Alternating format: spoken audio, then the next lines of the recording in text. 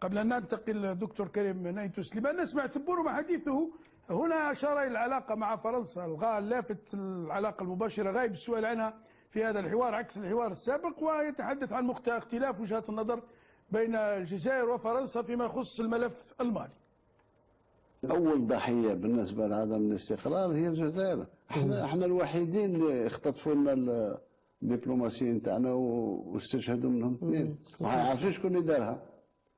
دارتها دولة مجاورة من خلال منظمة وهمية خلقوها إرهابية، خلقوها في مالي.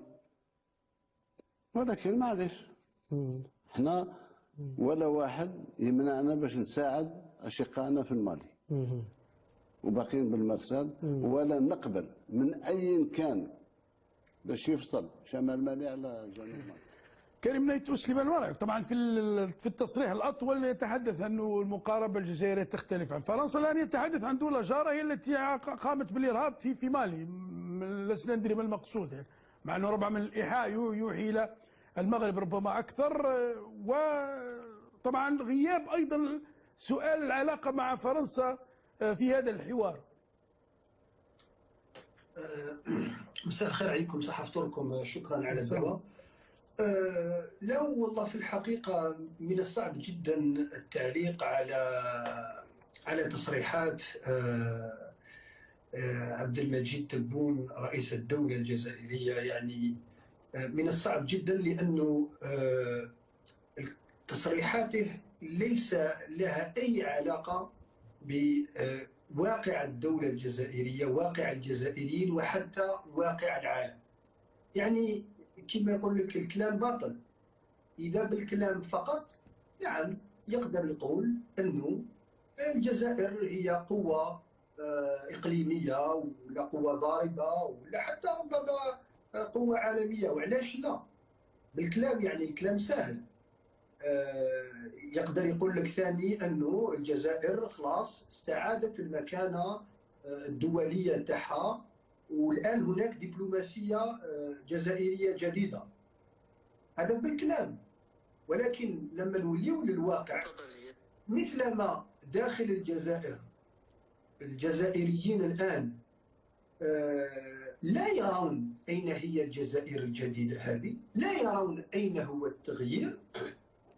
العكس ما يراه الجزائريين هو أن الجزائر الجديدة هذه هي أكبر كذبة سياسية عاشتها الجزائر منذ الاستقلال، وأن الحال الداخلي الآن للجزائر هو أسوأ مما كان عليه حتى في 20 سنة الفساد. ولكن تبون كنا نسمعه يقول الجزائر قوة اقتصادية، وبالعكس أنه يشاد بها عالميا، وحتى الدبلوماسية قال بأنه كانت في الحضيض مع تبون والجزائر الجديدة عادت إلى القمة.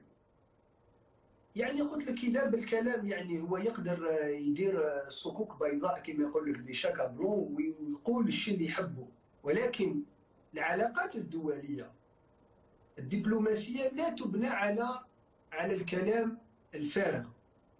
الآن في العالم راه هو ثاني يتكلم عليها الخطرة هذه. على كل حال قال لك أنه الدبلوماسية الآن هي دبلوماسية الاقتصاد، وهذا الشيء اللي راهم يديروه دول البريكس على رأسهم الصين.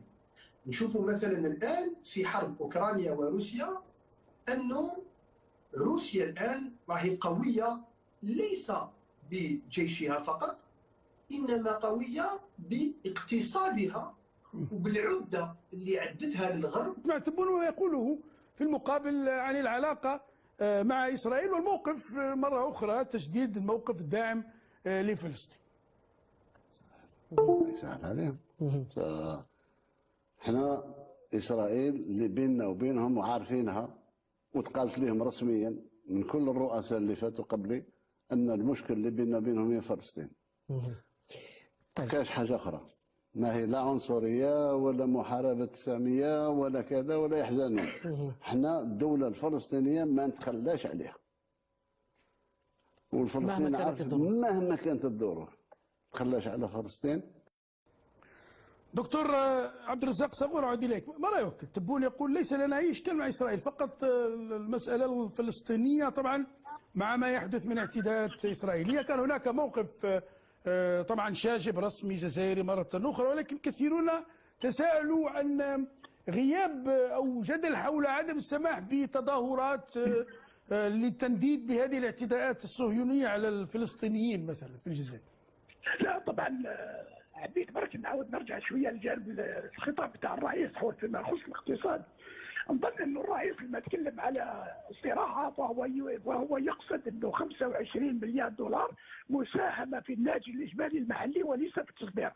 واحنا نعلم انه الان الناتج الاجمالي المحلي هو حوالي 170 مليار دولار، في حوالي 60 الى 50 مليار دولار من الطاقه من البترول، واكثر من 100 مليار دولار من تونس، ونساعدوا بقدر الاستطاعة يعني باش نصون كرامة الأشقاء التونسيين. ما نذكرش باش أنا نساعدوه باش ما نساعدوه، لا ماليا ولا ماديا ولا غيرها.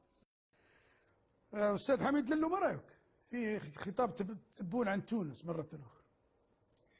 فيه أصوات كثيرة تتعالى الآن في تونس تقول أن النظام الجزائري يتدخل بطريقة مباشرة في تونس، وأنه يضخ بعض المعلومات خاطئة عن قضية التآمر، قضية الاستقرار، وقضية أين الجزائر لن تسمح لأي طرف خارجي يتدخل في تونس، كأنه تونس عادت يعني بروتكتورة، حماية جزائرية، عادت حماية جزائرية. على كل حال احنا ماذا بينا انه العلاقات بين الجيران تكون علاقات جيدة، وانه مهما كان الامر ما يضر بتونس سيضر بالجزائر، والعكس بالعكس صحيح. ونفس الشيء ينطبق على المغرب، نفس الشيء ينطبق على المغرب. هنا الناس هنا بواشنطن لما تكلم على المغرب العربي يقولون انه امريكا مثلا كقوة اقتصادية كبيرة لا يمكنها أن تتعامل مع دول صغيرة، فهما خاصة الأمريكان يعني في ربما تناقض فيما أقوله، لأن الأمريكان الهيمنة الأمريكية يعني ولست هنا حتى أدافع عن موقف الأمريكي، لكن اقتصاديا هم يعني يودون أن تكون في مجموعة اقتصادية مغاربية قوية، وإلا ما فيش اقتصاد. هذا التفرقة ما يدي حتى المكان. لكن إذا رجعتك على تونس فظاهر أنه هذا النظام الجزائري يريد أن عن طريق تونس، عن طريق تدخلاته في تونس، عن طريق ربما المساعدات التي يتكلم عنها، يريد أن يزيد من قوته ويظاهر أنه قوي. وبالنسبة لل100 مليون دولار التي قالوا أنهم يسلمونها لتونس، في اتفاقية أنه مليون دولار ما تنعطاش مليون دولار 100 مليون دولار، إنما الاتفاقية أنه إذا كانت أسعار صادرات الغاز والبترول تتخطى نسبة فتكون الفرق راح يعطوه لتونس.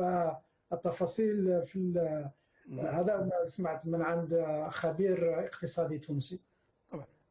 دكتور كريم نايت تسليم المارو، يكتبون مرة أخرى حديثي عن تونس. هذه المرة في المقابل تحدث عن الحوار الوطني، مع أنه في الحوار السابق قال بأنه عن دعمه لقيس سعيد. طبعا هناك جدل داخل تونس مثل ما أشار حميد للو، واتهامات لتبون بالتدخل في الشأن التونسي. لافت تبون يقول بأنه تتعرض لضغوط أجنبية خبيثة. من هذه الضغوط؟ من هي الدول الأجنبية التي تراهن على تونس وتضغط على تونس؟ في داخل تونس من يقول أن هناك ضغوط على تونس. الأطراف الأجنبية هي التي أجهضت التجربة الديمقراطية، والسلطات الجزائرية من ضمن المتهمين جانب الإمارات ونظام السيسي والسعودية مثلا، وحتى لعواصم غربية فرنسا أيضا.